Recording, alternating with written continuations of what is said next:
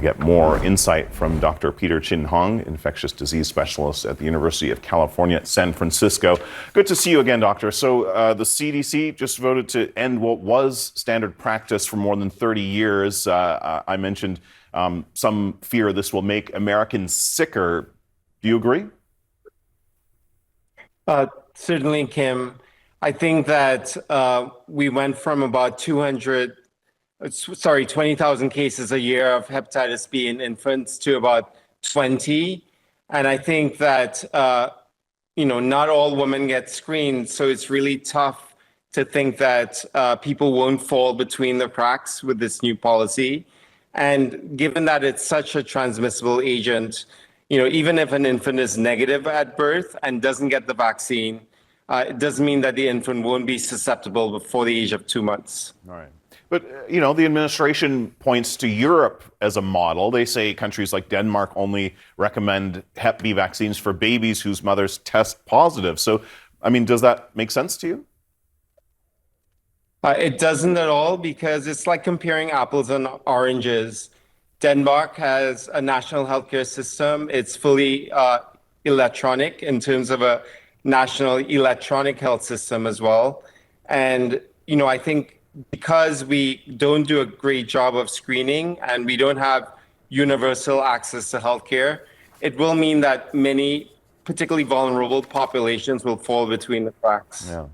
Now, this committee was appointed by RFK Jr. after he fired all the previous members. When you look at what other countries do with their vaccine advisory panels, is there anything comparable to what we're seeing now here?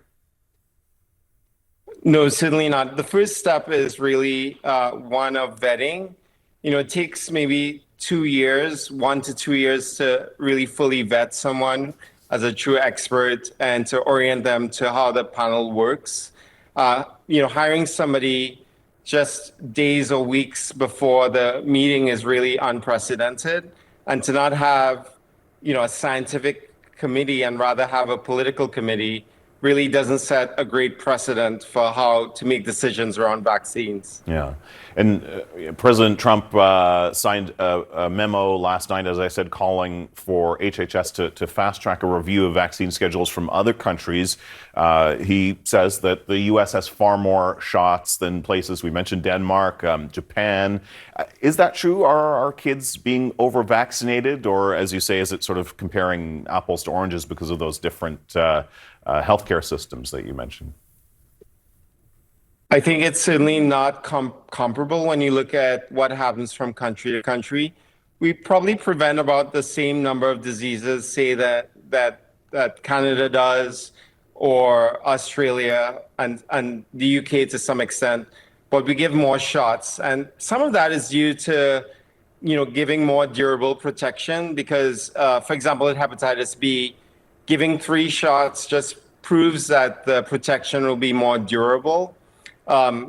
If you look at what the other movement is, it also is somewhat contradictory because if you want to have fewer shots, having more combination shots can achieve that. But one of the other rulings that they had in the previous meeting was separating MMR from varicella. So again, you split, potentially one combination shot with 4 virus protection to 2 shots. So I think that's an example of, not saying the same thing and having even more shots by some of the rulings that have been occurring. Yeah, and presumably this would set the stage for cutting more vaccines down the road. So listen, for parents who are watching this right now, they might be confused about what to do. We have the CDC saying one thing, experts like yourself saying another. How can families navigate that? Well, I think the public polls right now speak to this. And I would say speak to your physician. There are medical bodies that are going to really diverge from the CDC in terms of their recommendations. And I think that's going to be problematic. But Americans do say in the latest polls from Annenberg, for example, that they do trust medical organizations, their physicians, more than national organizations like the CDC at this point. Yeah, sad to see. Listen, really appreciate getting the benefits of your expertise. Dr. Peter Chin Hong, thank you so much. Thanks so much, Kim.